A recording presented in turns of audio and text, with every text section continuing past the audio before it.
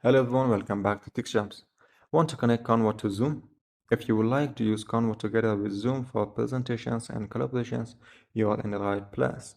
In this video, I will show you exactly how to connect Canva to your Zoom account. So let's get started. First, open the Canva app on your phone. From the home screen, tap More. Next, just tap on Apps.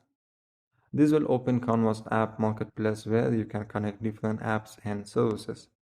Tap the search bar at the top and search for Zoom.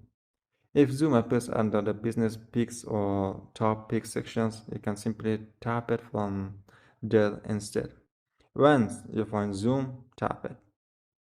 Then tap Use in Canva AI or Connect, depending on the version of Canva you are using. A new window will open asking you to sign into your Zoom account. Enter your Zoom login details, then follow the on-screen instructions. If Canva asks for permissions to access your Zoom account, tap Allow or Authorize. After a few moments, Canva and Zoom will be successfully connected and you will be able to use them together for presentations and other supported features. And that's it.